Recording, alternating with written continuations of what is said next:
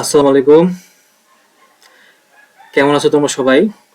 নতুন আরেকটা ভিডিওতে তোমাদের সবাইকে আমি ওয়েলকাম জানাচ্ছি।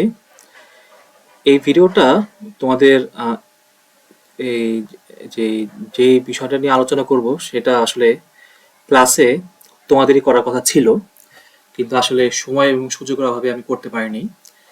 এটা হচ্ছে তোমাদের এই সেকেন্ড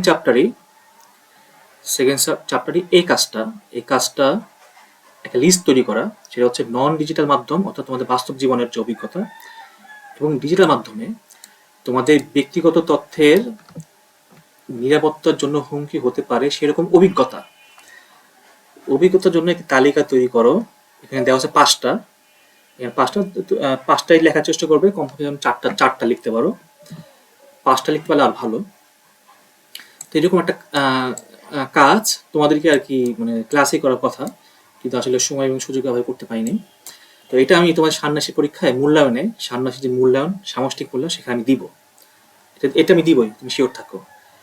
তো আম, তো আমরা একটু আলোচনা করি। তো আমি এটা তৈরি করে রেখেছি তোমাদের জন্য। তো এখন সব কাজ যদি আমি করি তাহলে তোমরা কি করবা? আচ্ছা, এনিওয়ে, আচ্ছা আমি একটু আলোচনা করছি। সেটা হচ্ছে নন ডিজিটাল মাধ্যম, অর্থাৎ তোমাদের বাস্তব জীবনে আমি পাঁচটায় তৈরি করেছি, তোমরা কমপক্ষে যেন চারটা দিতে পারো। এক নম্বর হচ্ছে ব্যক্তিগত গুরুত্বপূর্ণ কাগজ, যেমন সার্টিফিকেট, তোমার registration card, admit card, birth registration certificate, এগুলো হারিয়ে যাওয়া। এগুলো কিন্তু তোমাদের সারা জীবন লাগবে। হ্যাঁ, এগুলো হারিয়ে গেল, তোমার বাবার অথবা দাদার বাড়ির দলিল বা জমির দলিল চুরি হয়ে গেল, তাই না? তো এর ফলে কিন্তু তোমাদের কিন্তু অনেক বড় ক্ষতি হতে পারে, তাই না? বাড়ি, ধরো তুমি গিয়েছো আত্মীয় বাসায় বেড়াতে, তোমার পিতামাতা অথবা তোমরা বাড়ি বা কোনো একটা আলমারি তালা দিয়ে রাখো নাই, তো চোর স্বাভাবিকভাবে এসে চুরি করে নিয়ে গেছে। এটা একটা অভিজ্ঞতা।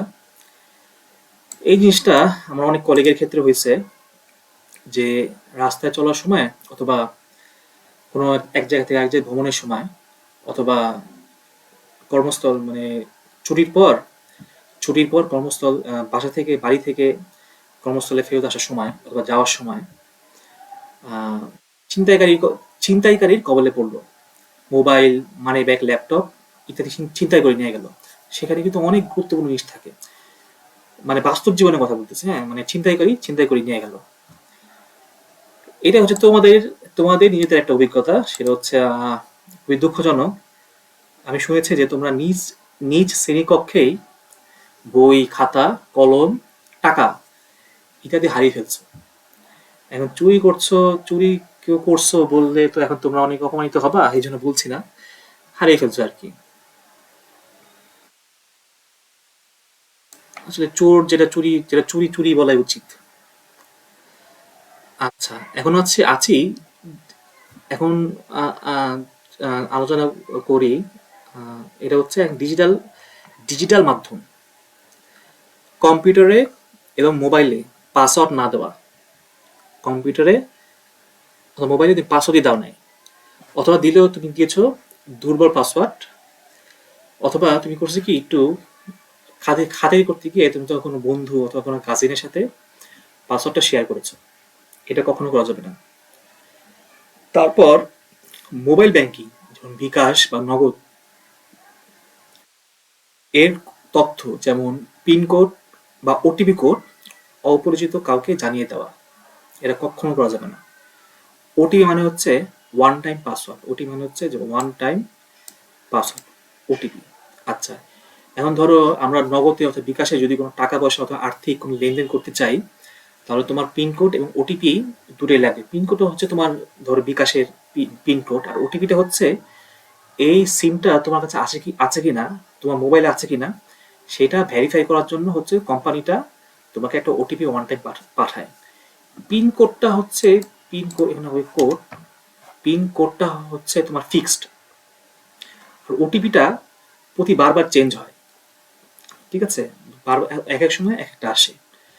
তো আর্থিক লেনদেন করার সময় আমাদের দুটোই প্রয়োজন পড়ে। তো অনেক সময় দেখা যায় কি, যে একজন ব্যক্তি তোমাকে ফোন দিবে, ফোন দিয়ে তোমাকে ভয় দেখাবে যে আপনার বিকাশ অ্যাকাউন্টে খুব সমস্যা, আপনি যদি ওটিপিটা পাঠান তাহলে আপনি আপনার অ্যাকাউন্টটা, মানে সে দাবি করবে যে আমি বিকাশের একজন কর্মকর্তা, কিন্তু এটা সম্পূর্ণ মিথ্যা।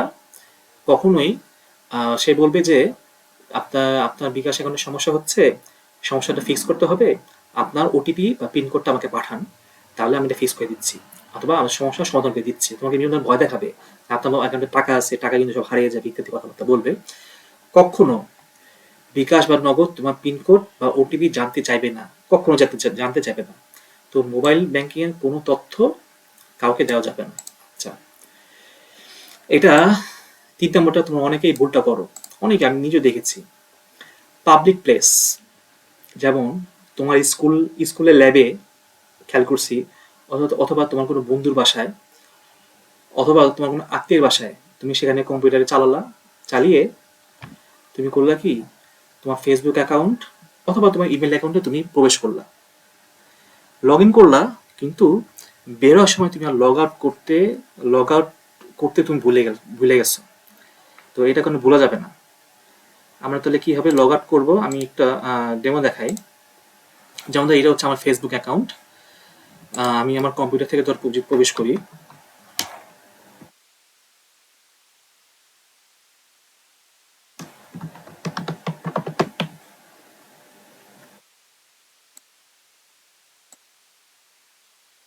আচ্ছা, তো আমি আমার ফেসবুক অ্যাকাউন্টে প্রবেশ করছি। আমি কম্পিউটার লগ ইন করলাম। তুমি কিছুক্ষণ চালালা। তো চালানোর পর আমি এখন লগ আউট করবো। লগ আউটটা হচ্ছে একদম আপার রাইট, উপর থেকে ডান দিকে এই আইকনটাতে একটু করি,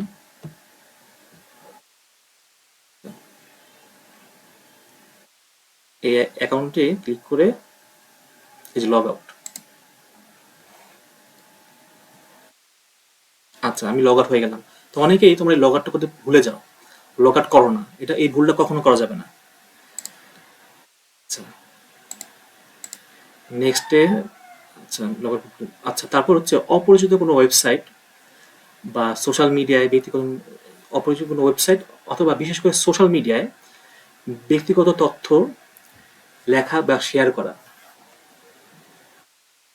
এটা আমরা কখনো করবো না। নিজের ব্যক্তিগত তথ্য কখনো আমরা সোশ্যাল মিডিয়ায় শেয়ার করব না বা লিখবো না। আচ্ছা, তারপর এটা একটু ডেঞ্জারাস, কোনো কিছু যাচাই না করে কোনো ওয়েবসাইটে তুমি প্রবেশ করলা, তুমি চিনো না, জানো না, তুমি একটা আন্তাজে একটা ওয়েবসাইটে ঢুকে গেলা, তুমি আন্তাজে কোনো একটা লিঙ্কে ক্লিক করলা, অথবা তুমি একটা ফাইল ডাউনলোড করছো, ফাইলটা কিসে তুমি জানো না, ফাইলটা তুমি কম্পিউটারে ডাউনলোড করে তুমি জিনিসটাকে ওপেন করেছো। এর ফলে যেটা হতে পারে, তোমার কম্পিউটার কিন্তু ভাইরাস দ্বারা আক্রান্ত হতে পারে। তো এগুলো কখনো করা যাবে না। এগুলাই আমি তোমাদেরকে একটা ডেমো দেখাই। যেমন ধরো, এই যে এটা হচ্ছে আমার ইমেল আমি ইনবক্সে ঢুকলাম। ধরো তোমাদের ইমরান স্যার আমাকে একটা ইমেল পাঠিয়েছিলেন। এখানে ধরো এই ফাইলটাই, হ্যাঁ, এই ফাইলটা ধরো স্যার, ধরো ধরো ইমরান স্যারের বদলে অন্য কোনো স্যার অথবা অন্য কোনো অপরিচিত কোনো ব্যক্তি আমাকে একটা ইমেলে পাঠিয়েছিল, ইমেলে একটা ফাইল পাঠিয়েছে।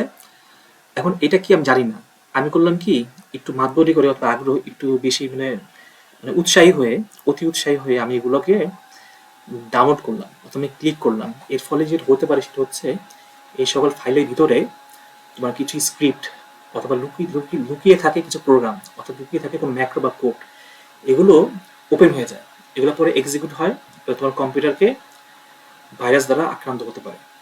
এর জন্য কোনো ফাইল ডাউনলোড করার আগে ভালো করে যাচাই করে, অ্যান্টিভাইরাস দ্বারা স্ক্যান করে পরে এগুলোকে ডাউনলোড করা উচিত। আরেকটা জিনিস দেখাই, যেমন ধরো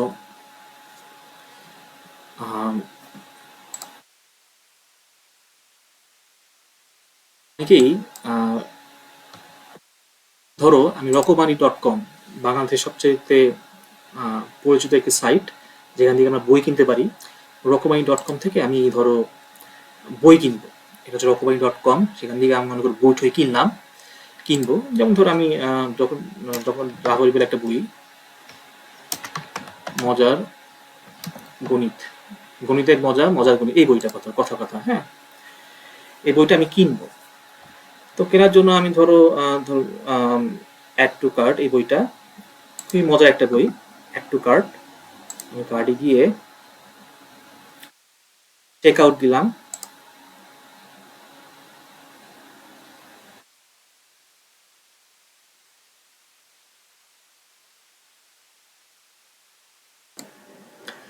আচ্ছা, আমি লগ ইন করলাম। লগ ইন করার পর এখানে ধরো রকমারি.com তো খুবই পরিচিত একটা সাইট, এখান থেকে এটা বাংলাদেশ ব্যাপী খুবই পরিচিত। এখানে লেখো, এখানে থাকে তোমার এই যে আপনি কি ক্যাশ অন ডেলিভারি করবেন নাকি মোবাইল অ্যাকাউন্টের মাধ্যমে দিবেন, বিকাশ, নগদ, রকেট, এরকম সিস্টেম আছে। তো তারপর অথবা তুমি ক্রেডিট কার্ড দিয়েও করতে পারো। এখানে আসলে রকমারি.com তো আমাদের পরিচিত, তো পরিচিত হলে এবং বাংলাদেশে এটা খুব জনপ্রিয়, তো এগুলা বিশ্বস্ত, এগুলোকে ট্রাস্ট করা যায়। বিকাশ দিলাম অথবা তোমার ক্রেডিট কার্ড দিলাম, ধর আমি ক্রেডিট কার্ড দিয়েই তোমার ইনফরমেশনগুলো দিলাম। টাকা আসলো কেন, কথা। আচ্ছা, ধর আমি এটা কিসের, আচ্ছা ধরলাম দিলাম। এখানে যে দেখাবে, দেখো এটা মনে করো রকমারি.com, কিন্তু তুমি মনে করো অতি উৎসাহী হয়ে অথবা অতি আগ্রহী হয়ে তুমি করলা কি, এমন একটা সাইটে গেলা যে সাইটটা তোমার পরিচিত না, সেখানে তোমার এরকম নগদ চাইলো, চাইলো, অথবা এরকম যেটা আসছে, দেখো আমার ক্রেডিট কার্ড এখানে যাচ্ছে, আমার আমার কার্ডের, ক্রেডিট কার্ডের অথবা ডেবিট কার্ডের তথ্য, হোক সেটা ভিসা, হোক সেটা মাস্টার কার্ড, ক্রেডিট কার্ডের নাম্বার চাচ্ছে, তারপর হচ্ছে আমার ডেট, ইয়ার চাচ্ছে, তারপর সিবিসি একটা কোড থাকে কার্ডের উল্টা পাশে, তারপর আমার নাম চাচ্ছে, চাচ্ছে। তো এই তথ্যগুলা যদি আমি অপরিচিত কোনো সাইটে আমি দিয়ে দিই, আমি যদি তথ্য দিয়ে দিই, আমি তো বই পাবোই না, আমার টাকা পয়সা কিন্তু সব নিয়ে যাবে।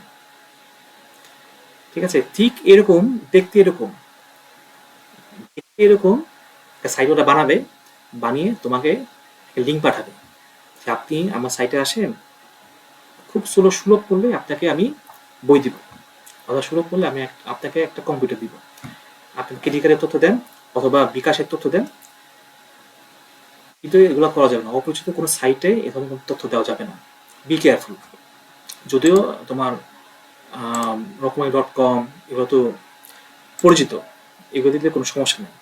তারপর আমরা সবাই সতর্ক থাকবো আর কি। মোটামুটি এটা এই পর্যন্তই, সবার প্রতি শুভকামনা। এটা এই লিস্টটা, এটা পরীক্ষা দিব, এটা আমি তোমাদের পরীক্ষা দিব, সবাই একদম পুরো মুখস্থ হয়ে ফেলবা। এটা নন ডিজিটাল মাধ্যম এবং ডিজিটাল মাধ্যমে তোমার ব্যক্তিগত তথ্যের নিরাপত্তার জন্য হুমকি হতে পারে সেরকম অভিজ্ঞতা সমূহের তালিকা তৈরি করো, কমপক্ষে 4টা দিবা, 5টা দিতে পারলে তারও ভালো।